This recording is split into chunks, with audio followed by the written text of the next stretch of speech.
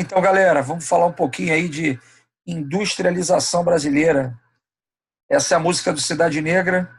Aonde você mora? A indústria do Brasil que foi colonial. Na verdade, produção manufatureira e começa no Brasil ainda colônia. Não deu a base natural para o avanço industrial. O Brasil não começa pela indústria de base. O Brasil começa pela produção de bens de consumo não duráveis. E se torna dependente da importação de máquinas.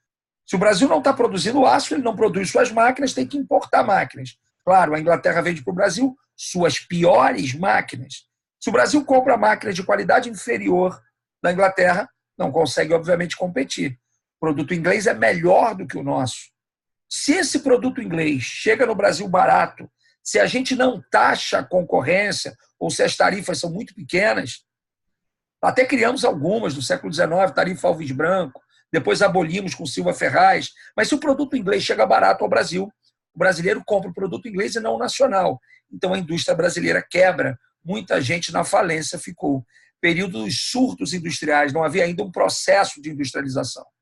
Quando Vargas chega ao poder, a situação começa a mudar, o nacional desenvolvimentismo. Para ele, a indústria que importa não é a que vem de fora.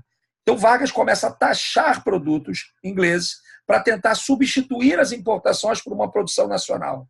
Modelo de industrialização do Brasil, substituição de importações. Lembrou do governo Vargas, você vai pensar nas tarifas, você vai pensar no governo investindo em indústria de base, CSN, Vale do Rio Doce, Petrobras, para tentar viabilizar essa industrialização.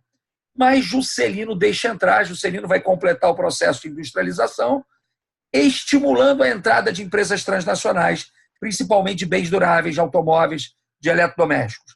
Mas não são investimentos diretos do Estado, como com Vargas. Vargas criou indústrias estatais. JK investiu em infraestruturas para atrair essas indústrias. Então, investimentos indiretos, porque ao desenvolver a infraestrutura de transporte, de energia, ele está atraindo empresas para o Brasil para que gerem empregos, para que paguem impostos. Então, ele vai bancar a energia e um transporte caro, transporte rodoviário, atendendo, obviamente, interesses transnacionais. É um modal que acaba, obviamente, estimulando outros setores. Se você investe em rodovia, você tem concessionárias, indústrias automobilísticas, você tem o Lava Jato, a oficina mecânica, o posto de gasolina, a seguradora.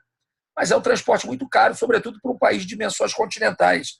Transportar cargas para longas distâncias, em longas distâncias, como no Brasil, isso é um problema, torna o Brasil menos competitivo. Se os custos de transporte são altos, produtos brasileiros são menos competitivos.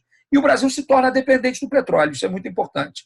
Construção de Brasília, transferência da capital em 1960, e o Brasil não tinha dinheiro para o transporte caro, para a energia, para Brasília, e a nossa dívida externa cresce.